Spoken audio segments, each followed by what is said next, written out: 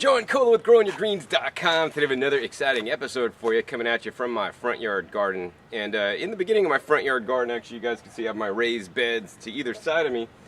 And then I have this arborway or arch that we built with this hog paneling, so we have a nice trellis up either side.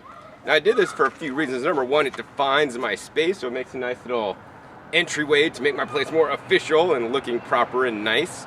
But more importantly for me, it actually gives me a space to grow more food, especially more food vertically. So I could grow food up this arbor vertically, and over the years I've grown a number of things, including cucumbers, runner beans, standard beans. So this season, actually, because the weather has been so warm, it's here, in December. It's still really warm out, probably in the 70s today. Totally loving it, working with my shirt off, actually getting some sun to get some vitamin D. And if you do live in a northern climate, not a lot of sun in the winter, you may want to look into taking some vitamin D. Vitamin D is a very important vitamin. Anyways, so because the weather's been nice, actually the runner beans have actually sprouted back and growing back. But as soon as we hit that frost, which I predict sometime in January, these guys are going to be wiped out. In addition, another thing I have planted to fill up my trellis that will not be affected by the frost, which I will hopefully get this whole trellis full of one of these days, is the Akiba vine. Akiba vine makes some Akiba fruit that doesn't have a lot of fruit pulp in there to eat. It's very seedy, but it tastes amazing. I'll have an upcoming episode tasting the Akiba fruit really soon.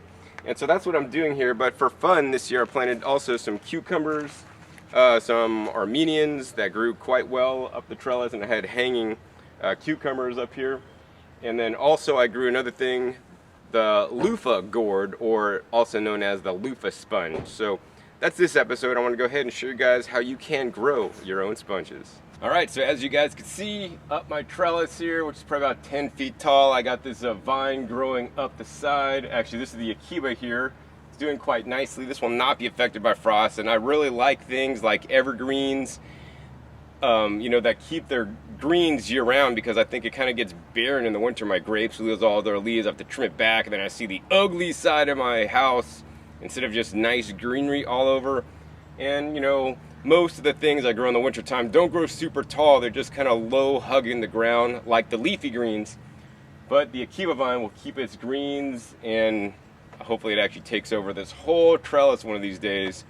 And it's a perennial crop, so it's just going to grow year after year and hopefully make me tons and tons of delicious fruit to eat. But that's this guy. But up over here is the luffa gourd. And the luffa gourd is actually related to the cucumber. So if you ever had a cucumber before, this is in the same curbit family. And the cool thing about the luffa gourd, or the luffa sponge, let me go ahead and pull this guy down here. Alright, so these are the leaves here. And these are what the leaves look like. Kind of nice star pattern.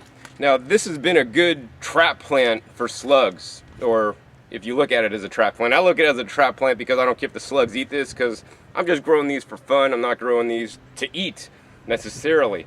So if you do plant cucumbers and these guys, the slugs and snails may go for this before your cucumber. So I like growing some plants that are sacrificial lambs, or sacrificial luffa gourds. All right.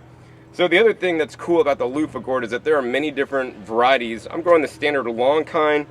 And, this variety is generally used for using as a sponge, but these guys are also edible. So I want to show you guys this. This is actually the little baby fruit starting to form here. Here's the little flower.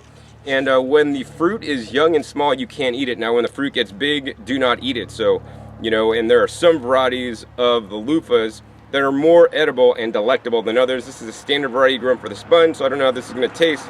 But we'll basically just pop this guy off here, and I'm just going to eat it, just like a mini cucumber. It doesn't taste like a cucumber, and I reckon that most of you guys out there are not going to like this flavor. I mean, I love all plants. I could appreciate this flavor.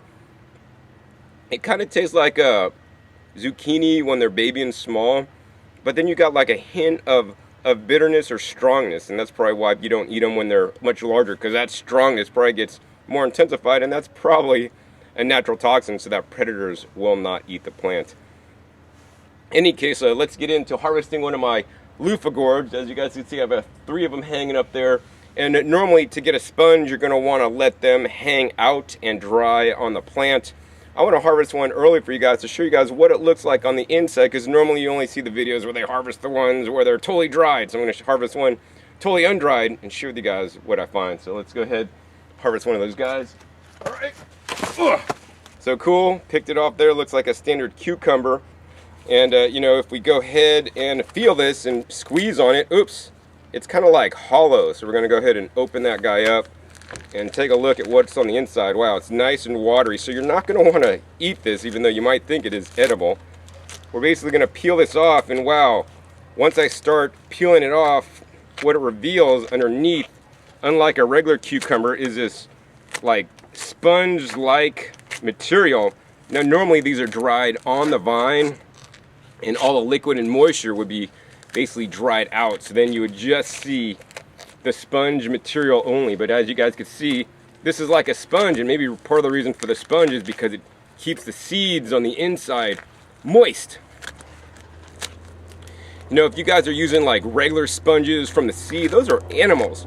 But this is a plant-based sponge that you can grow yourself, and I reckon if you just grow like one big huge trellis of these guys, you'll have a bunch of these luffas that you want to let dry on the plant, and you'll have literally probably a year's supply of sponges. Now, the most popular thing that people use for these sponges is actually for body care. So, you know, for the wife or for the husband, you could take this guy and basically just use this to basically slough off your old skin cells, and that's really cool. But the thing I want you guys to be aware about is that this is a natural material. You know, it is not resistant to growing bacteria and harboring bacteria and allowing them to grow on the inside. So if you do use this for body care, once you use it once, you want to then sterilize it, you know, regularly. Maybe put it in some kind of like autoclave or some kind of UV or microwave it to kill all the bacteria in there, because they can breed inside here even when this is dry, you know, in like your bathroom. Of course, you can also use this to scrub out your sink, scrub your floors, and all that stuff. All right, so here's a luffa sponge, and this is how effective this sponge is. Look at this. We're going to wring that out. Look at all that water dripping out of there. Wow, it's cool. So yeah, I'm just going to go ahead and let this dry, and I'll probably get a sponge out of this. The other ones up there, we're going to go ahead and let those dry naturally, and I have about, I don't know, half dozen sponges this season without even really taking care or managing this plant. So if you're interested in growing the luffa sponge, it does take a little bit longer of a season to grow. It can take from about 150 to 200 days total, so you need that many frost-free days to grow them if you live in the tropics. This is a no-brainer, and yeah, I guess if they don't grow to full term, maybe they're going to be a lot smaller. But this is a nice sized sponge. I could cut this in half and scrub my sink down, and maybe even scrub my girlfriend's back. All right, hope you guys enjoy this episode, learning more about the luffa sponge and how to grow your own sponges. I always want to encourage you guys to grow your own food and grow your own things that you need, and be a producer instead of consumer, and you know, minimize your shopping at the grocery store. And you could easily do that in your front yard, not only with your food, but even things like the sponges here. So hopefully you guys enjoyed this episode. If you did, give me a thumbs up. Once again, my name is John Kohler with growingyourgreens.com. We'll see you next time, and until then, remember, keep on growing.